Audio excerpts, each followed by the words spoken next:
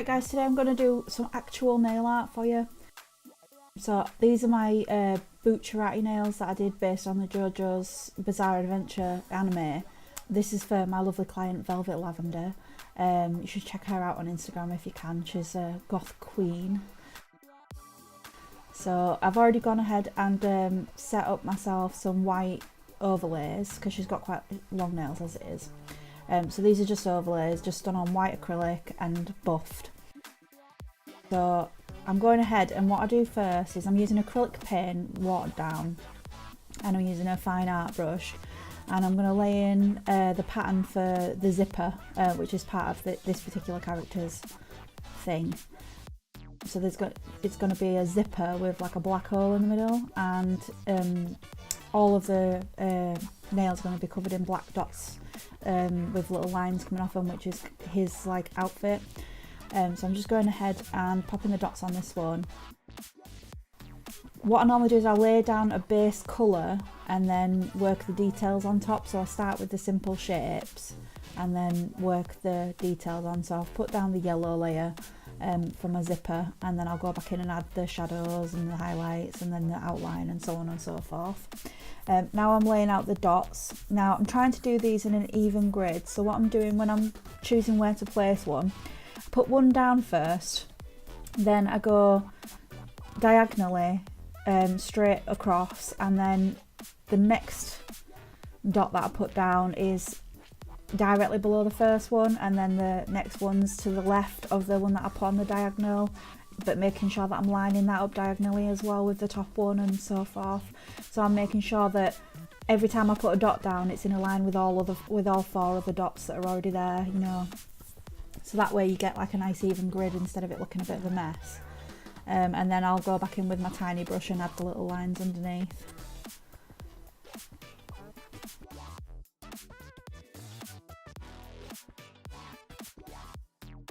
This is all on a very thin layer of white acrylic because I am actually going to cap these so that the art doesn't come off.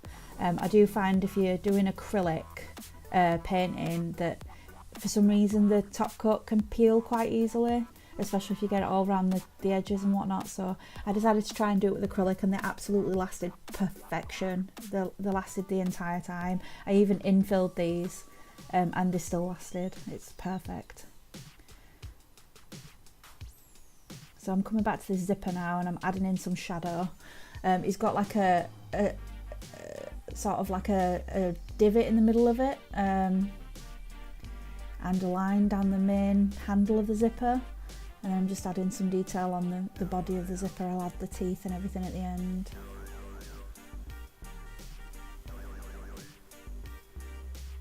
I'm just going to add some more shading to make it a bit more sort of 3D. I'm basing this on an image that my client's got on her phone. So, coming in with some of the black line now. Just give it a little outline. I decided in a minute to add an extra plane to this zipper handle to make it look more 3D. I add an extra shaded area just underneath to be like the side of the zipper handle. I generally start and have a plan and then completely change it halfway through. That's how I roll.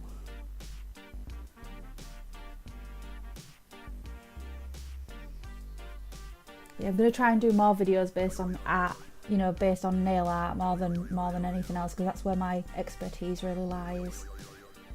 I feel like I've got the authority to speak on this particular subject as opposed to anything else to do with nails. Just add in the little teeth. And then I'll be blocking out purple in the middle, which is the colour of the black hole, sort of. I had a load of detail at this point, but then I decided to add glitter at the end and have to re-add it, so wasted my time adding the swirls, but never mind. They looked quite cool. I just decided it wanted to be glittery.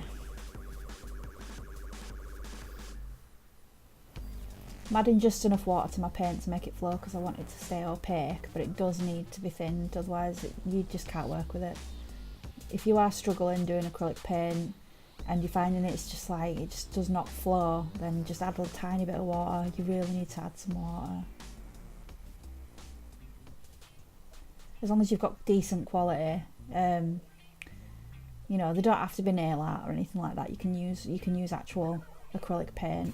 Mine's Pebeo, which was the best that I could get hold of at the time. They were the sort of the best ones within my budget, and they've been absolutely perfect. I can't complain. I've even done one stroke with them and they've been fine. So I'm coming back in with some highlights on this zipper now. And then this is where I decide I'm going to add some glitter. And then I'm just adding that side of the zipper that I decided to add at the end. I'm using a slightly different shade of yellow just to distinguish it from the top. I'm just relining that in.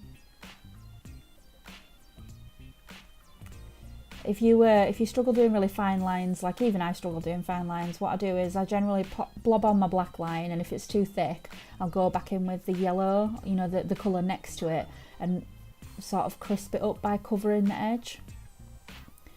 So I'm coming on to the actual portrait nail now, and generally what I do is I block in I mix up like a base shade, which is relatively pale for the face, and then I'll block that in. And then I'll start blocking in the shadows, so like the eye sockets, the under cheek, the under mouth, under the nose, you know, anywhere where there's like a slight colour change. And I'll block in any sort of like blush colour or any, you know, colour correction kind of areas. And then I'll come in with the detail after that. So that's what I'm going to do now. I'll start blocking this in. This is his hair that I'm blocking in now. But I block in a bunch of the face details, and then I decide that they're not quite in the right place, so I'll take them off and reblock them. It's easy enough to do with acrylic. As long as you let it dry, you can just go straight back over it. As long as your paint's thick enough, you'll be able to do it no problem. It really doesn't matter how much you build it up, provided that, because no matter how rough it looks when you've finished painting, as soon as you put your top coat over or you cap it or whatever, it's smooth as babies, you know, it's absolutely fine. It smooths out all the texture. You can't see where your brush strokes are and stuff like that. So you don't need to worry about having brush strokes. As long as it's not actually transparent, it's absolutely fine. So I'll let you watch this for a little while, and then I'll pop back when I've got some relevant information to share.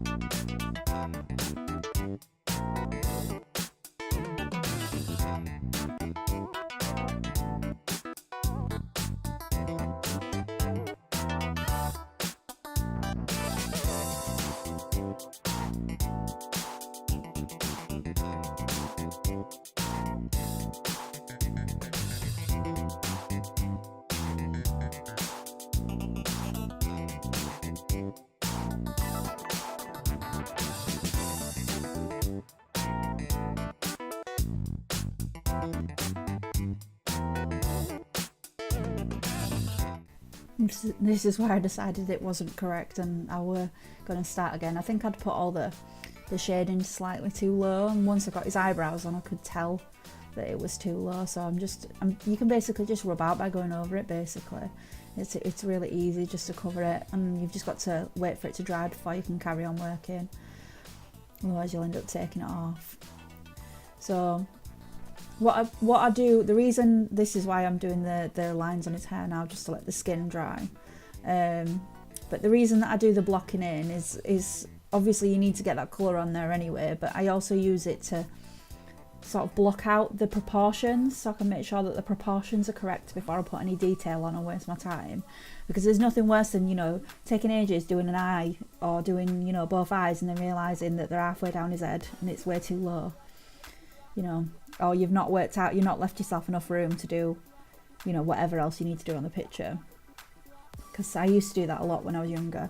Or, you know, you're drawing a picture and you start drawing a head and then you realise it's absolutely huge, but you've put all the detail on it. So I generally block out with colour rather than lines. I block out with the colours, and then I know that all my proportions are correct and I can start layering up my detail from the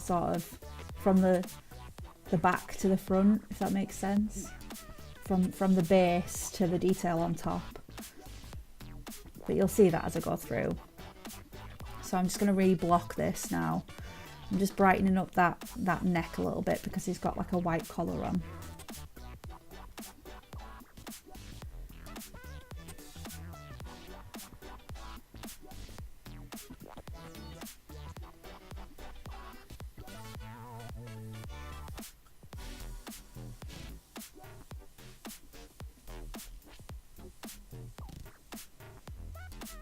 Making sure that my face is the exact shape that I want and all the angles are right and the size is correct compared to all the other elements.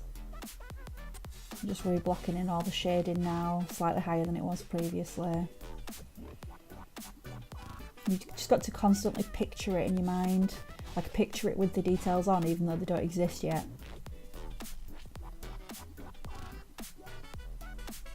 Obviously I don't paint this fast. Took a very, very long time. Velvet Lavender's a champ for sitting there.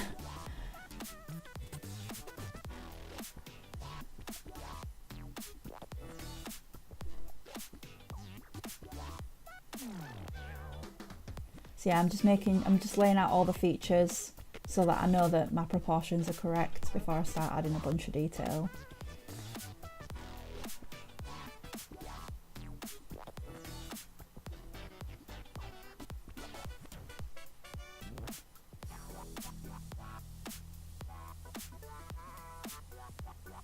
I'm just trying to get as fine a line as I can. So I'm dipping into my paint and then sort of like dragging along my palette and spinning my brush to get it into a point and to get the paint evenly spread throughout the brush. Just white out the eyes and then add the highlight on the nose.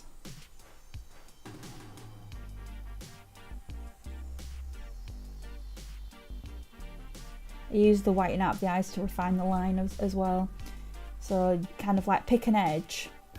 So either the top or bottom end of your brush if you're doing a horizontal line, and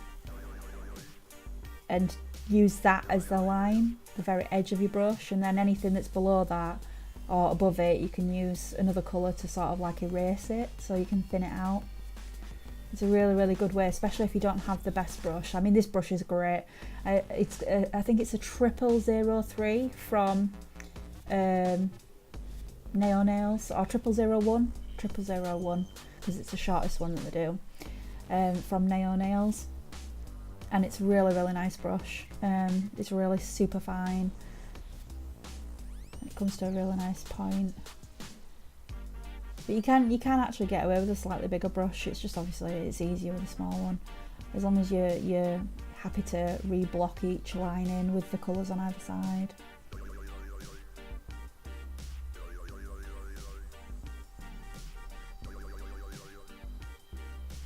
It's good to have that safety blanket as well, so you can just crack on basically, and if it goes wrong you can cover it.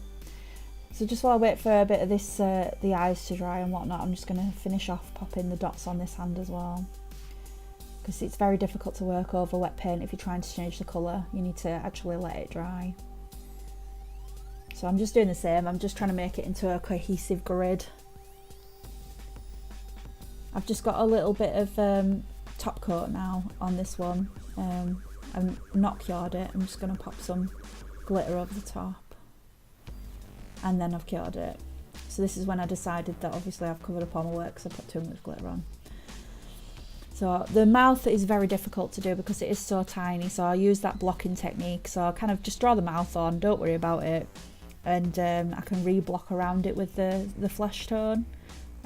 So obviously it looks really thick and the lines are a bit messy at first, but then as soon as that's, you know, relatively dry, I can come back in and re-block out the lines with the flesh tone and refine it and get the shape correct,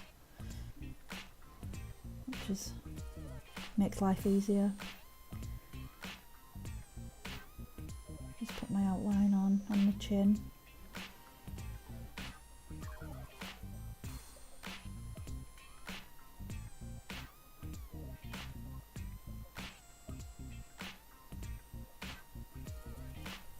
Fleeking up his eyebrows.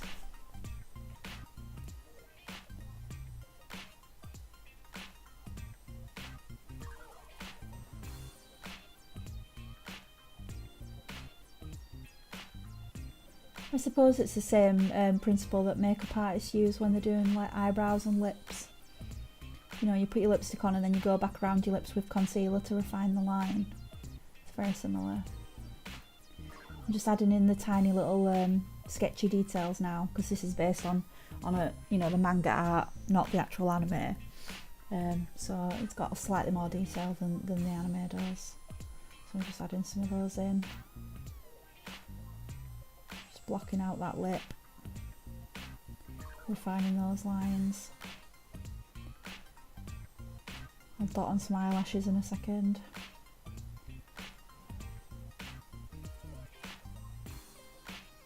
Just attention to details prime and trying to make sure that you do everything in the sort of like most convenient order. And don't worry, if it goes wrong you can always paint over it, it's no drama. Just try and have some fun.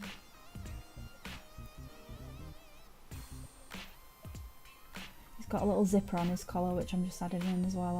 I'll block that in with the black in a second.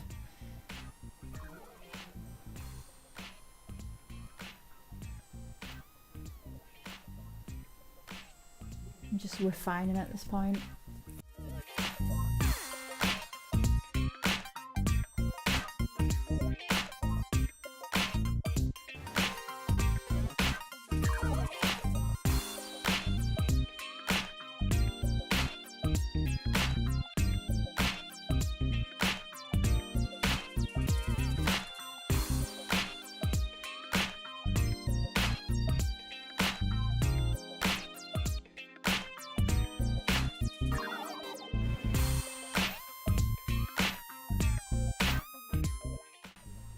Dotting on the eyelashes now, I think.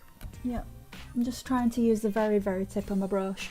Put my brush down right on the like waterline of his eye, and then just sort of bend it a tiny bit just to get a little straight line on. Obviously, eyelashes are one of the really hard things to do at this scale. So that's my technique. I find it works quite well. I'm just dusting off the glitter and reapplying those swirls that I've lost. And then I'll re-top coat that before I cap it.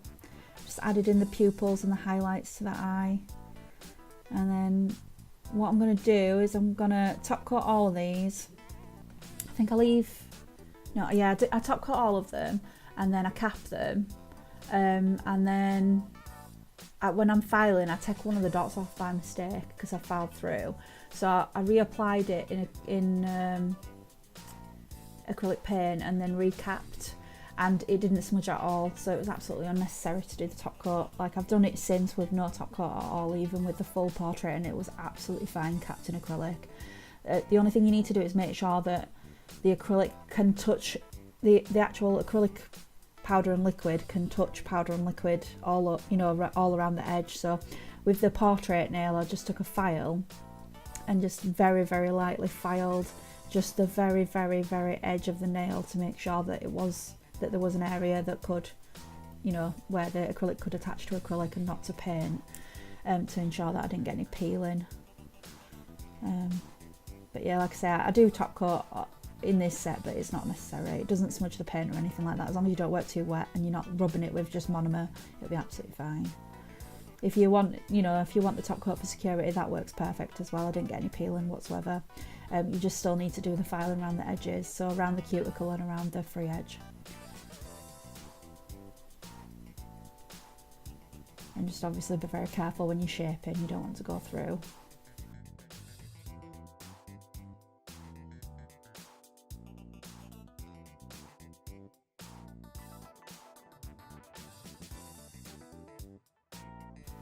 So I'm just using a nice soft file. I'm using a 240 grit just to make sure that I've got better control.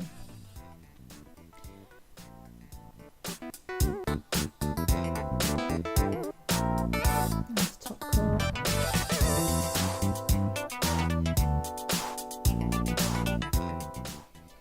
All finished, so I'll just pop my cuticle oil on. I'll try and get some more art-based videos up for you soon. I'll try and do some in regular time as well. I realise this one's obviously been fast-forwarded. But I do hope you enjoyed it. It's just a little quick one to show you some of my work, and then obviously I'll go ahead and do some more detailed tutorial type ones. So yeah, so I would hope, if you didn't mind, that you would like my video. And obviously if you want to see more, you can subscribe. But yeah, I hope you enjoyed it, and I shall see you soon. Bye!